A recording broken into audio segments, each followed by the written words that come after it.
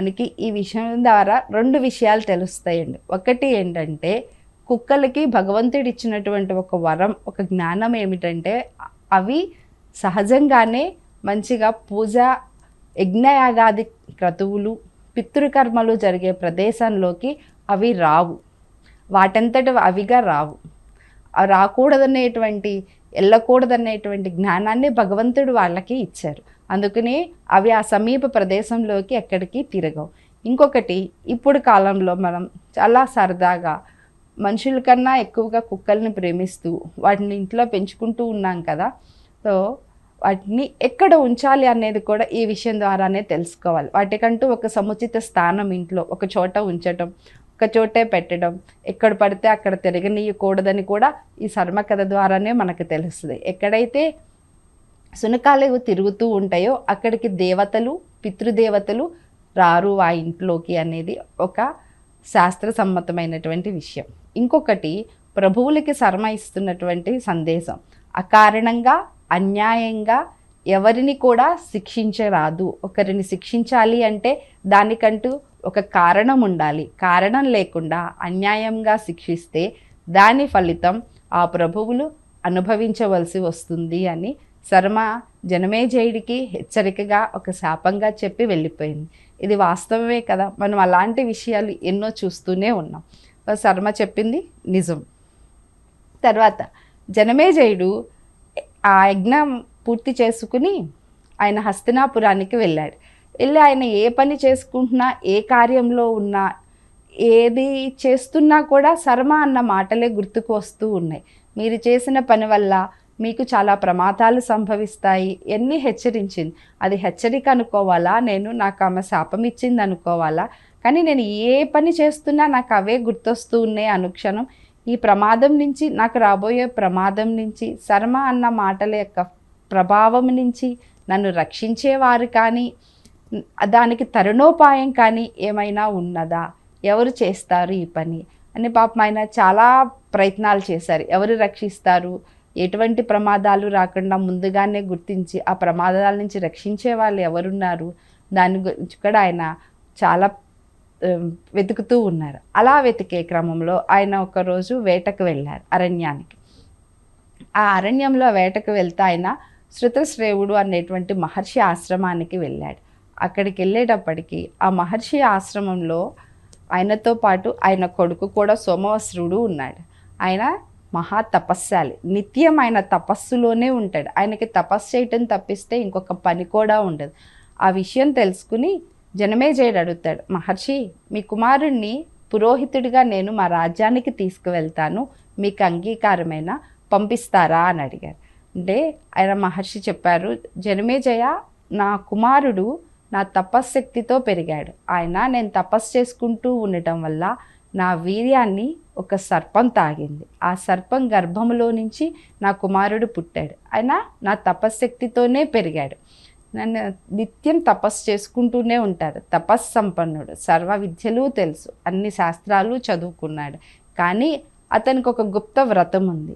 ఆ వ్రతం ఏంటంటే, ఏదైనా విప్రుడు వచ్చి నాకు ఇది కావాలి అని అడిగితే, అది విలువైనదైనా సరే, ఎంత ఖరీదైనదైనా సరే, ఏదైనా కానీ తన దగ్గర ఉన్నా లేకపోయినా దాన్ని తెచ్చైనా కానీ అది వారికి ఇవ్వటం నా కొడుకుకున్న అలవాటు. ఆ అలవాటును ఆయన మానుకోడు, అది ఒక వ్రతంగా ఆచరిస్తూ ఉన్నాడు. ఆ వ్రతం నువ్వు కూడా ఆయన ఆచరించడంలో నువ్వు సహాయం అందించగలను అంటే తీసుకువెళ్ళు. ఆ వ్రతానికి ఏ విధమైనటువంటి ఆటంకము కలిగించరాదు. తన ఆ వ్రతాన్ని మానుకోడు, తను జీవించినంతకాలం ఆ వ్రతాన్ని అవలంబిస్తూనే ఉంటాడు. మరి తన దగ్గరికి వచ్చేటువంటి విప్రులు కానీ ఎవరైనా ఇది కావాలి అని సాయం అడిగినప్పుడు నువ్వు అటువంటి సహాయాన్ని చేయటానికి ఆలోచించకూడదు, వెనకాడకూడదు. అవన్నీ నీకు సమ్మతమే అయితే నా కొడుకు నీతో పంపిస్తాను అన్నాడు. నాకు సమ్మతమే అన్నాడు జనమేజయుడు. సోమవస్త్రుడిని జనమేజయుడు అతిథి మర్యాదలతో తన రాజ్యానికి తీసుకువెళ్ళాడు. ఆయన ఇంకొక మాట కూడా చెప్తారు మహర్షి తీసుకువెళ్ళేటప్పుడు, నీకు ఏ విధమైనటువంటి ఎటువంటి శాపాలు ఉన్నా, ఎటువంటి ఉపద్రవాలు కలుగుతాయని హెచ్చరికలు ఉన్నా, దేనినైనా కూడా మాపగలిగినటువంటి శక్తి నా కుమారుడికి ఉంది. నా కుమారుడి దగ్గర అంత తపశ్శక్తి కూడా ఉంది. వాటన్నిటినీ ఆయన నివారించగలడు, నిన్ను రక్షించగలడు అని చెప్తాడు.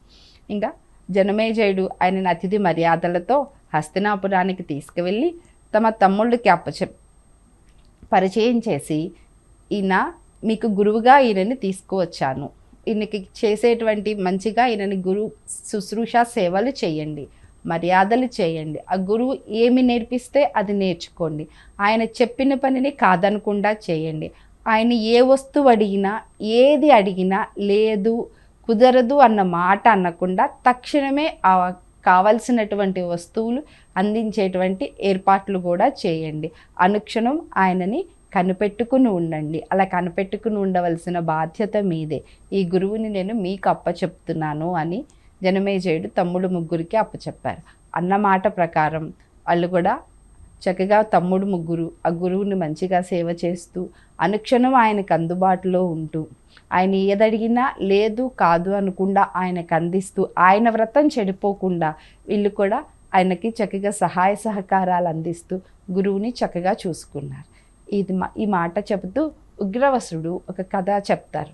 గురు శుశ్రూష వలన గురుదక్షిణ యొక్క గొప్పతనము, అసలు గురువు యొక్క గొప్పతనాన్ని చెప్పడం మొదలు పెడతారు ఉగ్రవసుడు సౌనికాది మహర్షులకి. ఇక్కడ ఆయన ఒక కుక్కతో మొదలు పెట్టారు. అంటే ప్రభువు ఎలా ఉండాలి, మనం చేయాల్సినటువంటి కలియుగంలో మనం ఏం చేస్తామో ఆయనకు అర్థమయ్యి ఈ శునకాలను ఎక్కడ ఉంచాలి అనేటువంటి గౌరవాన్ని, వాటికి ఉన్నటువంటి ఉన్నత గొప్పతనాన్ని తగ్గించకుండా వాటి గురించి చెప్పేది. తర్వాత గురువు యొక్క గొప్పతనాన్ని చెప్పడం మొదలుపెట్టారు. ఎందుకంటే మనకి జ్ఞానాన్ని ప్రసాదించేటువంటి వ్యక్తి గురువు, ఏదైనా మనకి తెలియని విషయాన్ని తెలియజేసేది గురువు. ఆ గురువు యొక్క గొప్పతనం చెప్పడం మొదలుపెట్టారు. ఎట్లా అంటే ధౌమ్యుడు అనే ఒక మహర్షి ఉన్నారు, ఆయనకి 3 శిష్యులు, అరణి, వేదుడు, ఉపమన్యు అనే 3 శిష్యులు ఉన్నారు. అంటే 3 కాదు, చాలామంది ఉన్నారు. ఆ చాలామందిలో ఈ 3 చాలా ఉత్తములు. వారి శిక్ష కూడా చదువు అంతా పూర్తయిపోయి వారు ఇంకా గృహస్థాశ్రమానికి వెళ్ళవలసిన సమయం ఆసన్నమైంది. సో మనకి ఇప్పుడంటే పరీక్షలు పెట్టి తర్వాత తరగతికి పంపిస్తూ ఉంటాం కదా, అలాగే అప్పట్లో కూడా గురువు వాళ్ళని పరీక్షించేవాళ్ళు. ఆ పరీక్షా విధానము గురువు యొక్క సేవ, గురువు యొక్క భక్తి, గురువు మీద ఎంత భక్తి ఉన్నదని వీటి మీద ఆధారపడి ఉండేది. ఎందుకంటే తర్వాత వీళ్ళు కూడా గురువులుగా వెళ్తారు. ఒక గురువు చేయాల్సినటువంటి పనులు ఎలా ఉండాలి ఏంటి మరి అవన్నీ కూడా వాళ్ళకి నేర్పించాల్సిన బాధ్యత గురువుదే కదా. ఆ విధంగా నేర్పిస్తూ వాళ్ళని పరీక్షిస్తూ ఉండేవాళ్ళు. అలా పరీక్షించే సందర్భంలో ఒకసారి మహర్షి అరుణిని పిలిచారు. ఆ 3 శిష్యుల్లో అరుణిని పిలిచి పొలానికి గట్లు ఏర్పాట్లు చేయి, వర్షాకాలం వచ్చే సమయం ఆసన్నమైంది, అప్పుడప్పుడు వర్షాలు పడుతున్నాయి, అవి లేకపోతే పొలానికంతా ఇబ్బంది అవుతుంది, వెళ్ళి పొలానికి గట్లు ఏర్పాటు చెయ్యి అని చెప్పి పంపించారు. ఈ అరుణి గురువుగారు చెప్పిన ప్రకారం వెళ్ళి చక్కగా ఉదయమానంగా వెళ్ళి పొలానికి గట్లన్నీ ఏర్పాటు చేస్తూ ఉన్నాడు. ఎక్కడెక్కడ ఏ ఉంచాలి ఏంటి అవన్నీ చూసుకుని అవన్నీ ఏర్పాటు చేస్తూ ఉన్నాడు. ఎన్ని అవసరమో అన్నీ ఏర్పాటు చేశాడు, చక్కగా అన్నీ కుదిరినాయి. కానీ ఒకటి మాత్రం కుదరలేదు. ఎంత ప్రయత్నించినా ఎన్ని విధాలుగా చేసినా అది మాత్రం గండి ఉండట్లేదు. ఏం చేయాలి అని ఆలోచించి ఏ విధంగా చేస్తే అది నిలబడుతుందో తను చేయాల్సినటువంటి ప్రయత్నాలన్నీ చేశాడు. ఎంత కష్టమైనా ఆ ప్రయత్నాలు పనులన్నీ చేస్తూనే ఉన్నాడు. ఎంతసేపటికి ఇది కాదు. ఇంతలో వర్షము మొదలై దానికి గండిపడి నీళ్లు వచ్చేస్తూ ఉన్నాయి, ఆగట్లేదు. ఏం చేయాలి అని ఆలోచించి ఆ గండికి అడ్డంగా తనే పడుకున్నాడు. ఇక మిగతా పొలాలకి ఇబ్బంది రాకూడదు అని తనే ఆ పొలానికి అడ్డంగా పడుకుండిపోయాడు. అలా చాలాసేపు ఉన్నాడు. సాయంత్రం అయింది.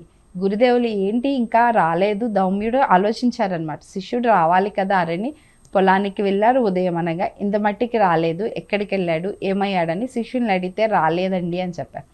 ఆయన ఇంకా రాలేదంటే ఏదన్నా ప్రమాదంలో చిక్కుకున్నాడేమో, శిష్యుల్ని రక్షించాల్సిన బాధ్యత కూడా గురువుదే కదా. అప్పట్లో మొత్తం విద్యాభ్యాసం పూర్తయ్యేంత వరకు వారు గురువు గారి దగ్గరే ఉండేవారు. వాళ్ళ యోగక్షేమాలు చూసుకోవాల్సిన బాధ్యత కూడా గురువుదే. అందుకని ఇంకా రాకపోవటం ఏంటని ఆ శిష్యుడిని వెతుకుతూ కొంతమంది శిష్యుల్ని తీసుకుని సహాయంగా పొలానికి వచ్చారు. ఆయన అరుణి ఎక్కడున్నావు, అరుణి ఎక్కడ ఉన్నావంట ఆయన పిలుస్తూ ఉంటే అప్పుడు ఆయన ఆ పొలంలో గండికి అడ్డంగా పడుకుని ఉన్నాడు కదా, చెప్పాడు, గురుదేవా నేను ఇక్కడ ఉన్నాను అని చెప్పి ఆ గురువు వచ్చిన తర్వాత అక్కడి నుంచి తన మీద ఉన్నటువంటి మట్టిని బురదని అంతా పక్కకి తోచుకుని లేచి వెళ్ళి గురువు గారికి నమస్కరించాడు. నమస్కరించి గురుదేవా జరిగింది మొత్తం చెప్పాడు. పొలానికి అన్ని గంటలు పెట్టేశాను, కానీ దీనికి మాత్రం ఉండట్లేదు, ఎంత ప్రయత్నించినా ఉండట్లేదు, ఇంతలో నీరు వచ్చేస్తుంది, ఏం చేయాలో తెలియక ఎంత ప్రయత్నించినా ఉండకపోవడంతో మిగతా పొలాలు పాడైపోకూడదని నేనే దానికి అడ్డంగా పడుకున్నాను. ఇది జరిగింది గురుదేవ.